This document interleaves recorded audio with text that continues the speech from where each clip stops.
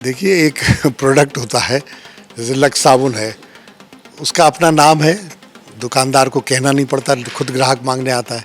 कोई दूसरा है तो उसको दुकानदार को समझाना पड़ता है ग्राहक को कि साहब आप लक्स के बजाय ये भी ट्राई करके देखिए, इसमें ये गुण है, वो गुण है। तो ये फ़र्क है। मेरे जुड़ाव की बात कर रहे थे कि दतिया में कम हो गया, उनका तो है ही नहीं जुड़ाव कुछ भी। वो तो टोटली बाहरी प्रत्याशी हैं। रहने वाले दतिया ज़िले के ज़रूर हैं, कार्य क्षेत्र हमेशा बाहर रहा है। वो आरएसएस में बाहर काम करते रहे, दूर दूर, भोपाल, इंदौर, सागर, पता नहीं कहाँ कहाँ। नरोत्तम मिश्रा को टिकट की बात जो है लगाई जा रही थी कि नरोत्तम मिश्रा को टिकट मिलेगा। काफ़ी दिनों से वो विधायक भी थे, यहाँ से मंत्री भी रहे, तो उनको टिकट ना मिलना उसको किस तरीके से देख रहे हैं? और उसके बाद जिस तरीके का जो पूरी कार्यकारिणी ने यहाँ से इस्तीफा दे दिया बीजेपी की, और कम से कम 20 किलोमीटर तक दतिया में जाम लगा, ये पूरी अव्यवस्थाएं दिखी हैं, उस पर क्या करें? ये दर्शाता है कि नरोत्तम मिश्रा के पास बहुत स्ट्रॉन्ग टीम थी कार्यकर्ताओं की, ये मानना पड़ेगा। वो चाहे दूसरे दल में हो, हमारे विरोधी हो, पॉजिटिव पॉइंट तो कहना पड़ेगा। टिकट कटने के बाद किस तरीके से देख रहे हैं नरोत्तम मिश्रा के करियर को? क्योंकि अब तो जो जनता का आक्रोश दिखा है, और क्या लगेगा कि आप क्या वोट क्रॉस वोटिंग होंगी उस तरीके से? क्योंकि जो कार्यकर्ता थे बीजेपी के, नरोत्तम मिश्रा के समर्थक थे, क्या वो कांग्रेस का सपोर्ट करते नजर आएंगे? लगातार मेरे पास फ़ोन आ रहे हैं नरोत्तम मिश्रा जी के जो लोग हैं। अब नरोत्तम मिश्रा जी दबाव में या जो भी बात हो या समझौता हो गया हो, वो आशुतोष जी का प्रचार भी करेंगे, खूब बढ़ चढ़ के भाषण भी देंगे, तो भी उनके आधे लोग तो टूट गए, आप मान लो। बहुत से लोग मेरे संपर्क में हैं और कह रहे हैं, आश्वासन दे रहे हैं कि अब तो हम ऐसी स्थिति में भाजपा को तो कभी वोट देंगे नहीं, हम तो आपको वोट देंगे। दतिया उपचुनाव को लेकर कांग्रेस ने अपना उम्मीदवार घोषित कर दिया है। हमारे साथ घनश्याम सिंह जी हैं, इन पर कांग्रेस ने पुनः भरोसा जताया है। पहले भी आप दतिया से चुनाव लड़े हैं और जीते भी हैं, आप पुनः आप जो है दतिया से चुनाव लड़ने वाले हैं। क्या जो है आपके मुद्दे रहने वाले हैं, किस तरीके से पब्लिक के बीच जाएंगे? देखिए, भारतीय जनता पार्टी सरकार के फेलियर हैं, हर वर्ग उनसे असंतुष्ट है, महंगाई चरम पर है, भ्रष्टाचार चरम पर है, युवा बेरोजगारी से परेशान है, रोजगार के साधन बढ़ाने के कोई काम किए नहीं है भाजपा सरकार ने, और फिर परीक्षाओं में बार बार पेपर लीक हो रहे हैं, उससे भी युवा नाराज़ है, छात्र नाराज़ है। महिलाओं पर भी अत्याचार मध्य प्रदेश में कम नहीं हो रहा, कुपोषण है, तमाम हादसे हो रहे हैं, घोटाले हो रहे हैं। इन सब चीज़ों से जनता नाराज़ है भाजपा सरकार से, ये बड़ा मुद्दा है। दतिया में लोकल भी भ्रष्टाचार बहुत ज़्यादा है, गरीबों की कहीं कोई सुनवाई नहीं है। पहले भी आप दतिया से विधायक रहे हैं, इतना लंबा अंतराल बीत गया है, क्योंकि नरोत्तम मिश्रा कई बार यहाँ से विधायक रह चुके हैं, मंत्री भी रहे यहीं से विधायक बन के।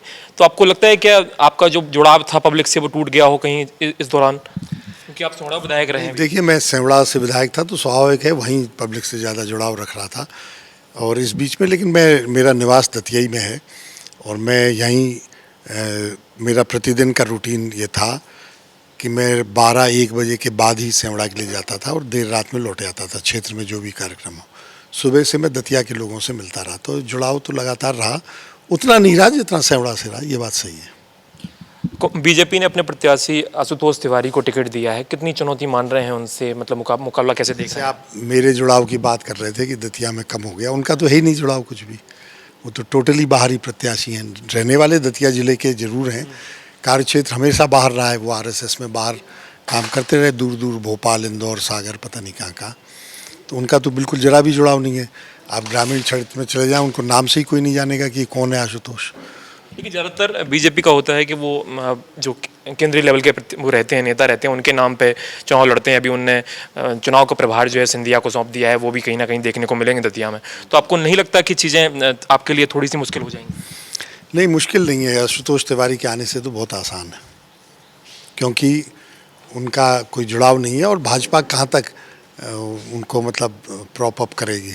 देखिए, एक प्रोडक्ट होता है, जैसे लक्स साबुन है, उसका अपना नाम है, दुकानदार को कहना नहीं पड़ता, खुद ग्राहक मांगने आता है। कोई दूसरा है तो उसको दुकानदार को समझाना पड़ता है ग्राहक को कि साहब आप लक्स के बजाय ये भी ट्राई करके देखिए, इसमें ये गुण है, वो गुण है। तो ये फ़र्क है।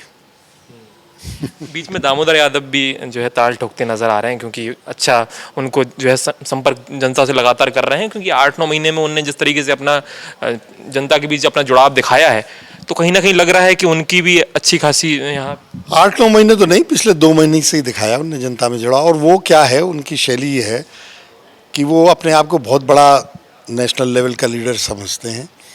वो कभी भी सेवड़ा क्षेत्र से वो चुनाव लड़े और वहाँ ज़्यादा काम कर रहे हैं, 5, 7, 8 साल से 10 साल से काम कर रहे हैं, तो कभी भी वो रेगुलर जनता के बीच नहीं जाते। वो 2-3 महीने में एक टूर बनाते हैं, जैसे कोई केंद्रीय मंत्री आ रहे हों, उनका प्रोग्राम सोशल मीडिया पे आता है, इतने बजे फलाने स्टेशन से फलाने ट्रेन में बैठेंगे, इतने बजे दतिया उतरेंगे, निवास पर पहुंचेंगे, दूसरे दिन कार्यकर्ताओं से भेंट करेंगे, फिर क्षेत्र में उनका टूर बनता है, इस गांव में इतने बजे 2 दिन का टूर बनता है, कभी कभी 3 दिन का, 2-3 महीने में एक बार। आप बताइए ऐसे व्यक्ति का जनता से जुड़ाव हो सकता है क्या? वो तो चाहते हैं माइक से भाषण दूं मैं और आगे निकल जाऊं, संवाद नहीं करते वो पब्लिक से। तो इसलिए उनकी जो शैली है वो मैं जानता हूं, उनका जुड़ाव है नहीं जनता से। नामांकन होने वाला है आशुतोष जी का, तो आपको क्या लग रहा है कि नामांकन में सीएम और बड़े बड़े नेता, दिग्गज नेता आने वाले हैं, उससे भी प्रभाव पड़ेगा दतिया में? कहीं ना कहीं आपको तो थोड़ी मुश्किलें हैं। देखिए उपचुनाव में तो होता है, नॉर्मल चीज़ है, मानसिक रूप से हम लोग तैयार हैं, कांग्रेस के लोग तैयार हैं।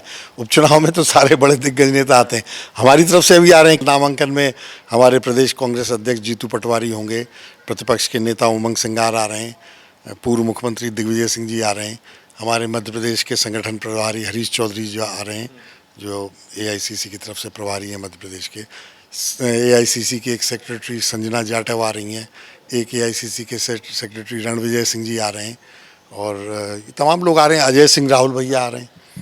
नरोत्तम मिश्रा को टिकट की बात जो है लगाई जा रही थी कि नरोत्तम मिश्रा को टिकट मिलेगा, काफ़ी दिनों से वो विधायक भी थे, यहाँ से मंत्री भी रहे, तो उनको टिकट ना मिलना उसको किस तरीके से देख रहे हैं? और उसके बाद जिस तरीके का जो पूरी कार्यकारिणी ने यहाँ से इस्तीफा दे दिया बीजेपी की, और कम से कम 20 किलोमीटर तक दतिया में जाम लगा, ये पूरी अव्यवस्थाएं दिखी हैं, उस पर क्या कहेंगे?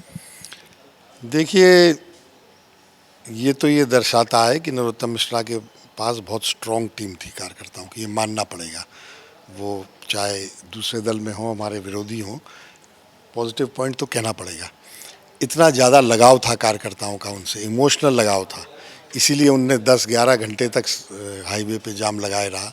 कई लोग तो अर्धनग्न अवस्था में वहाँ लेटे रहे हाईवे पे, तो ये एक बड़ी बात है। तो उनके पास बहुत स्ट्रॉन्ग टीम थी, और ये शून्य है इस मामले में आशुतोष तिवारी जी। अगर नरोत्तम मिश्रा को टिकट मिलता है तो कितनी बड़ी चुनौती फिर आपको लगता है कि आशुतोष के मुकाबले नरोत्तम मिश्रा को अगर टिकट मिल जाता तो क्या आपको मुश्किल हो जाती? थोड़ा मुश्किल रहता, निश्चित रूप से मुश्किल रहता। वो मैं एक पहलू कह रहा हूँ उनका जो पॉजिटिव पॉइंट। नेगेटिव पॉइंट ये था कि उनको लोगों ने 15 साल से देख लिया था, और लोग नाराज़ थे। 23 में उनको हराया था इसीलिए जनता ने, और 23 के बाद कोई सुधार भी नहीं हुआ था उनके व्यवहार में, तो वो नाराज़गी जनता की थी।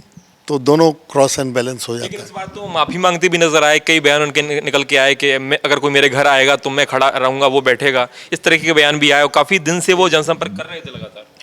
देखिए वो बयान दे रहे थे कि कोई आएगा तो मैं बैठूंगा ज़मीन पे और वो उसको ऊपर बैठाऊंगा, या मैं खड़ा रहूंगा वो बैठेगा, लेकिन वो करके बता देते। वो जब वो बयान दे रहे थे तब जनता क्या बैठी थी और वो खड़े थे या क्या था? तो वो करना तो शुरू करते। वो तो देखिए तो जुमले होते हैं, और जनता ये जानती है। माफ़ी बहुत ज़्यादा वो मांग रहे थे, इसका मतलब वो एहसास कर रहे थे कि मेरी बहुत गलती हुई है और जनता मुझसे नाराज़ है। तो ये भी तो है एक पहलू। उपचुनाव में प्रभाव पड़ता है, जिसकी सत्ता जो मध्य प्रदेश मतलब प्रदेश में रहती है वही पार्टी जीतती है ज़्यादातर। नहीं रहता ही है, वो तो उपचुनाव में सत्ताधारी दल का सपोर्ट प्रशासन करता है, शासन करता है, तमाम लोभ लालच दी जाती है, हर तरह से दबाव बनाया जाता है। तो इस सत्ता दल को थोड़ा एडवांटेज तो रहता है, लेकिन उससे कोई फ़र्क नहीं पड़ेगा। बहुत अंतर है इस समय कांग्रेस और भाजपा में, थोड़ा बहुत उससे अंतर कम हो जाएगा, लेकिन फिर भी काफ़ी अंतर से मैं जीतूंगा। टिकट कटने के बाद किस तरीके से देख रहे हैं नरोत्तम मिश्रा के करियर को? क्योंकि अब तो जो जनता का आक्रोश दिखा है, और क्या लगेगा कि आप क्या वोट क्रॉस वोटिंग होंगी उस तरीके से? क्योंकि जो कार्यकर्ता थे बीजेपी के, नरोत्तम मिश्रा के समर्थक थे, क्या वो कांग्रेस का सपोर्ट करते नजर आएंगे या किसी और पार्टी का समर्थन करते नजर आएंगे? आपने 2 चीज़ें कही, एक तो उनके कैरियर पे क्या असर पड़ेगा, वो तो मैं कह नहीं सकता, और राजनीति में किसी के बारे में नहीं कहा जा सकता। एक सेटबैक है, चक्र घूमता है, सूरज डूबता है तो उगता भी है, तो वो तो मैं कोई ज्योतिषविद हूँ नहीं, राजनीतिक होने के नाते मैं अनुमान नहीं लगा सकता। वापसी भी कर सकते हैं भविष्य में, कह नहीं सकते। दूसरी चीज़ आपने कही, क्या कही थी कि वो, हाँ, भाजपा के लोग टूट के आ सकते हैं कांग्रेस की, तो आ रहे हैं, बहुत से आ रहे हैं। लगातार मेरे पास फ़ोन आ रहे हैं नरोत्तम मिश्रा जी के जो लोग हैं। अब नरोत्तम मिश्रा जी दबाव में या जो भी बात हो या समझौता हो गया हो, वो आशुतोष जी का प्रचार भी करेंगे, खूब बढ़ चढ़ के भाषण भी देंगे, तो भी उनके आधे लोग तो टूट गए, आप मान लो। बहुत से लोग मेरे संपर्क में हैं और कह रहे हैं, आश्वासन दे रहे हैं कि अब तो हम ऐसी स्थिति में भाजपा को तो कभी वोट देंगे नहीं, हम तो आपको वोट देंगे। तो वो तो टूट रहे हैं, बीजेपी में टूट दिख रही है। टूट बिल्कुल बिल्कुल। तो ये थे हमारे साथ घनश्याम सिंह जी, जिन्होंने साफ कहा कि मैं नरोत्तम मिश्रा को चुनौती मानता अगर वो उनको टिकट मिलता, और आशुतोष तिवारी को उतनी बड़ी चुनौती नहीं मानता क्योंकि वो बाहरी हैं, वो यहाँ के नहीं हैं, उनने पहले कभी चुनाव लड़ा भी नहीं। द प्रेस हिंदी के लिए कैमरामैन विजय के साथ मैं सूर्य प्रताप सिंह, ग्वालियर से।